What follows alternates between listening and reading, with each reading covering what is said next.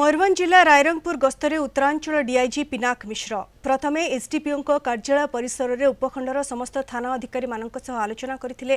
परे राज्य सरकार द्वारा घोषित रायरंगपुर पुलिस जिला को कार्यकारी करने विभिन्न जगह परिदर्शन करिसेंती।